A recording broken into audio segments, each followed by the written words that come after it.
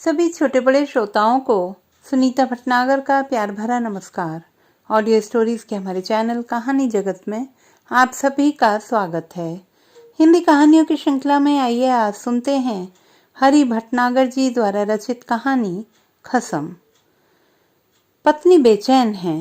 बेचैनी की वजह है सब्जी वाला जो तकरीबन 1 महीने से नहीं आ रहा है। लापता है, गायब या कुछ हो हवा गया है।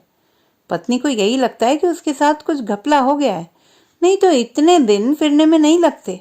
घर में वह बैठ ही नहीं सकता। ऐसा आदमी है, मेहनत मशक्कत वाला, रोज कमा के खाने वाला।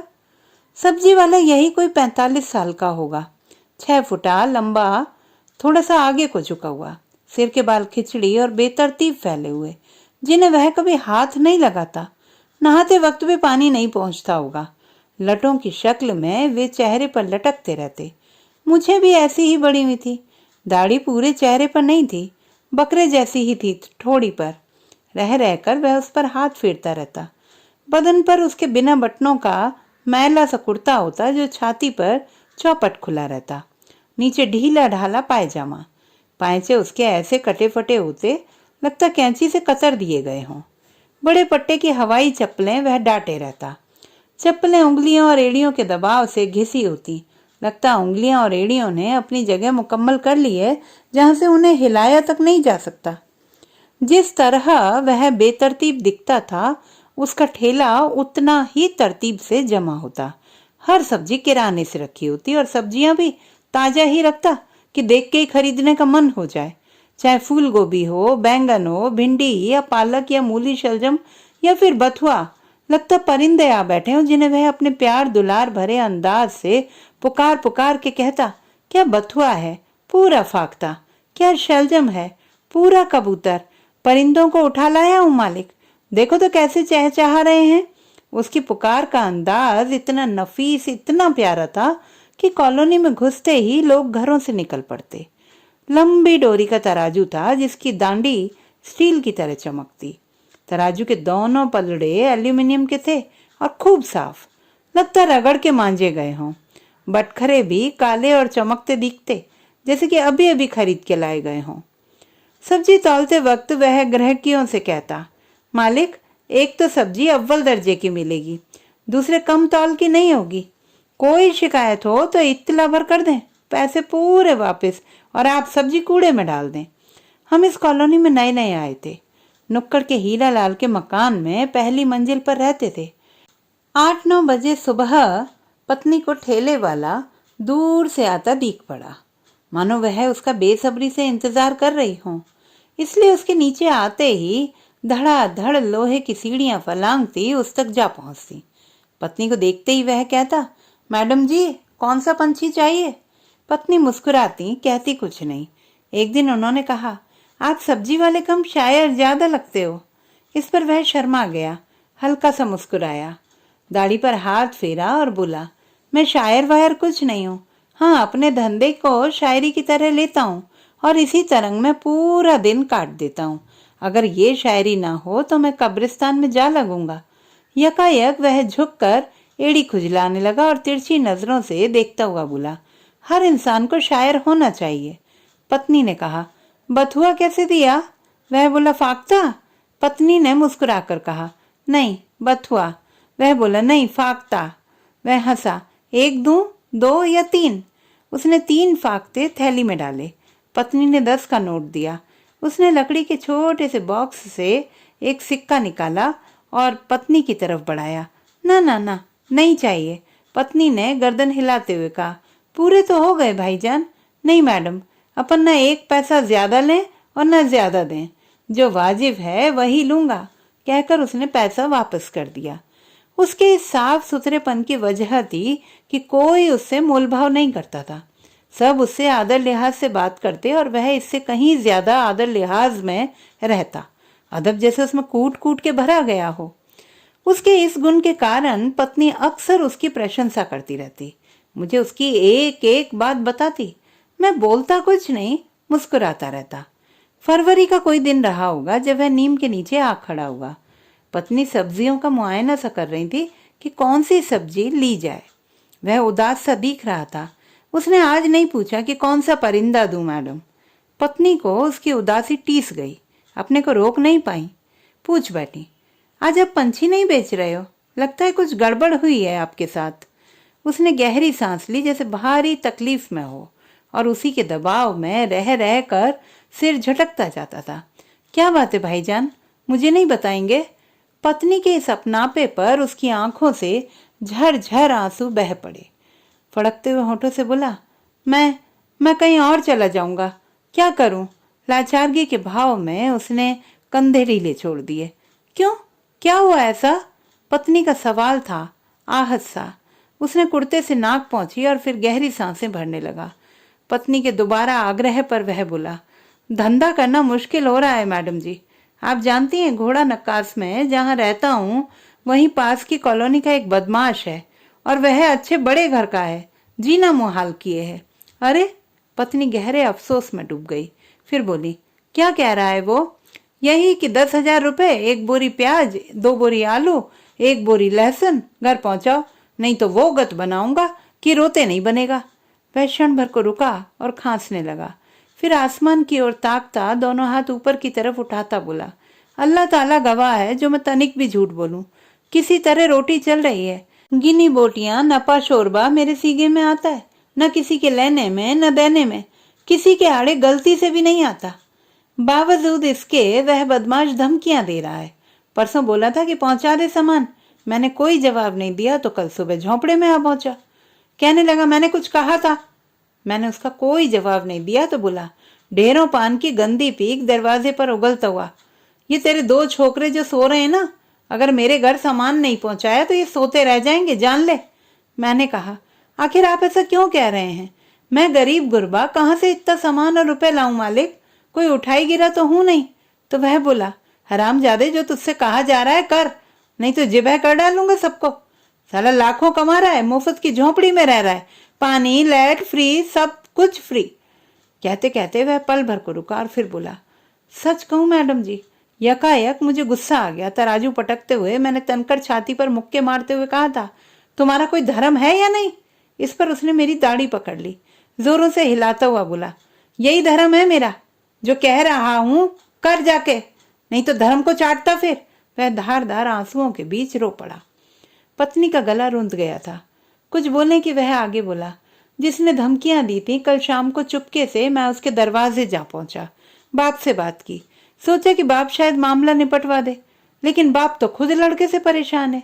मेरी पीठ पर हाथ धरता हुआ बोला, मियाँ इतना कमीन लड़का भगवान किसी को ना दे, घर में कोई कमी नहीं है, लेकिन वह इतना गंदा अय्याश हत्यारा निकल गया है कि कुछ कह नहीं सकता, सब बर्बाद कर डाल रहा है, मेरा जीना दूभर किए है। रोज 10-20 हजार चाहिए उसे, रोज दारू मुर्गा, काम धंधा कुछ नहीं, बस जान पर तुला रहता है। मैं उसके सामने ही नहीं आता, भगवान की कृपा से उसके आश्रित नहीं तो क्या करता कह नहीं सकता। बस अब यही है कि किसी तरह जान बचा रहा हूँ। आप जानते हो, वह आए दिन मुझे माँ बहन की गालियां देता है, मादर डैश डैश, पता नहीं क्या क्या नहीं कहता, पता नहीं किस संगत में बदमाशों के साथ है, किसी की नई गाड़ी मार लाया है, उस पर चलता है, 50 लोगों को सता रहा है, इससे पैसा मार उससे पैसा मार, इसको धोखा उसको अड़ी, देर रात आता है तो चीख गुहार। हे भगवान। पत्नी बोली, तुम पुलिस में खबर करो ना, ऐसे थोड़ी है कि कोई कुछ भी करे, उसका राज है क्या? गहरी सांस छोड़ता यकायक वह कहीं खो सा गया, फिर जैसे अपने को संभाल लिया हो, हल्का सा मुस्कुराया, हाथ जोड़ता हुआ बोला, मैडम आपको जबरन दिक में डाल दिया मैंने, आप निशा खाते रहे, मैं उस बदमाश से डरने वाला नहीं हूँ, जान चली जाए लेकिन झुकूंगा नहीं उसके आगे। सब्जी लेने वालों की आमद बढ़ गई थी, इसलिए बात यहीं खत्म हो गई। पत्नी रंज में डूबी सीढ़ियां चढ़ती हुई ऊपर आ गई, सारी बात मुझे कह सुनाई, मैं भी गम में डूब गया। थोड़ी देर तक उसके तराजू बटखरे की आवाज आती रही, फिर सब शांत। मैंने नीचे देखा, नीम के नीचे यादव जी का नीले रंग का स्कूटर खड़ा था। दूसरे दिन सुबह पत्नी उसका बेसब्री से इंतजार करती रही। वह दूर से आता दिखा तो उनमें जान सी आई। झटपट सीढ़ियां उतरती उस तक पहुंची। वह बुझा बुझा सा था, चमकती आंखें भय से सिकुड़ी मुर्दार लग रही थी, पनियाई पनियाई। पत्नी ने पूछा, खैरियत तो है भाईजान? वह बोला, क्या खैरियत है, आपने कहा था पुलिस से मिलो, टीआई घुरैया से मिला तो वह बोला मुझे मुश्किल में मत डालो, वह साला तो मुझ पे ही अड़ी डाले रहता है। एक दिन तो उसने मेरी गर्दन ऐसे पकड़ ली कि मानो तोड़ डालेगा। पत्नी अफसोस में सिर झटक रही थी कि वह बोला, एक अरदास है आपसे मैडम, आप कर दें तो ता जिंदगी शुक्रगुजार रहूंगा। पत्नी ने कहा, अरदास नहीं, जो कर सकती हूँ करूंगी, आप तो बोलें, मैं जो होगा करूंगी, नहीं तो इनसे कहूंगी। पत्नी ने मेरी ओर संकेत किया था। वह बोला, मेरी घरतीन तो परसाल गुजर गई थी, 2 बच्चे हैं, एक 5 साल का एक 3 का, मुझे उनकी फिक्र है, उनका क्या करूं? आप अपने गैरेज में रख लें कुछ दिनों के लिए, मैं इधर उधर हो जाता हूँ, फिर देखता हूँ क्या होता है, जो खर्चा पानी होगा मैं दूंगा, आप इसकी चिंता ना करें। बच्चे गऊ से भी सीधे हैं, मेमने हैं, कुछ दे दो तो खा लेंगे, नहीं तो खेलते रहेंगे, चुप सो जाएंगे। हट! पता नहीं कहाँ से अचानक ठेले के पास बकरी आ गई थी जो मेथी पर मुंह मारने ही वाली थी कि तभी उसने देख लिया। वह सपाटे से चीखता हुआ उसकी ओर लपका, हाथ फटकारता, इन बकरियों के मारे तो और आफत है। फिर पत्नी की ओर देखते हुए बोला, अपने ट्रैक पर आते हुए बोला, असल में उस हत्यारे के आगे मेरे साथ कोई है नहीं, सब कन्नी काट रहे हैं, नहीं बताता एक लपाटे में जमीन चटा दूं, लेकिन माजूर हूं। पत्नी ने कहा, बच्चों को छोड़ जाओ, खर्चे पानी की कोई बात नहीं, भगवान का दिया बहुत है, लेकिन मैं सोचती हूँ आप फिक्र ना करें, कुछ नहीं होगा, वो ऐसे ही धमकी दे रहा है, कुछ नहीं कर सकता। वह बोला, मैडम आपको पता नहीं है, गुरैया ने तो ऐसी ऐसी बातें बताई हैं कि क्या कहूँ, लेकिन फिर भी देता हूँ साले को। मैं डर जरूर रहा हूँ लेकिन झुक नहीं रहा। थोड़ी देर तक वह लोगों को सब्जियां देता रहा। पत्नी वहीं खड़ी रही। जाते जाते उसने पत्नी की ओर कातर दृष्टि से देखा, जैसे कि बच्चों के बारे में फिर से कुछ कहना चाह रहा हो, लेकिन बोला कुछ नहीं। ठेला धकाता आगे बढ़ गया था। पत्नी मुरझाई शक्ल लिए धीरे धीरे सीढ़ियां चढ़ती ऊपर आई। जब वे उसकी बातें बता रही थी, उनकी आंखें गीली थीं और गला रुंध रुंध रहा था। सब्जी वाले को गए 1 माह से ऊपर हो गया है, वह लौटा नहीं। पत्नी रोजाना सुबह छज्जे पर खड़े होकर उसका इंतजार करती। आखिर में निराश हो जाती, फिर कहती, सुनो जी, कहीं कुछ गड़बड़ तो नहीं हो गया भाईजान के साथ? बदमाश उन्हें धमकियां दे रहा था, जरूर कुछ अनर्थ हो गया, नहीं तो इतने दिनों में कभी तो दिखते।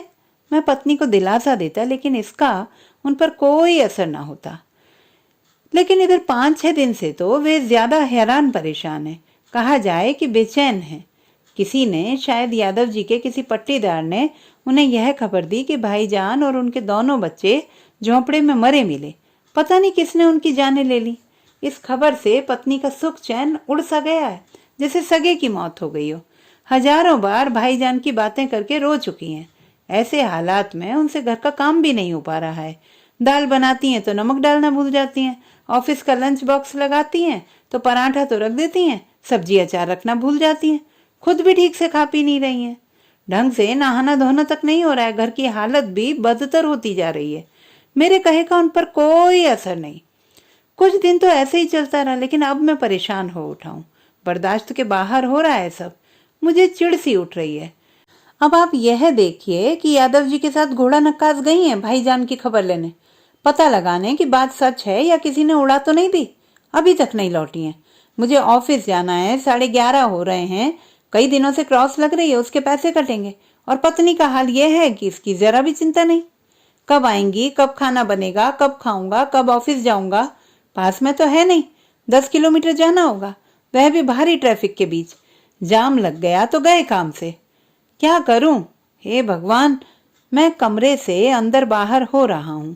सड़क की तरफ ताक ताक के झल्ला उठाऊं। नीचे भी हो आया।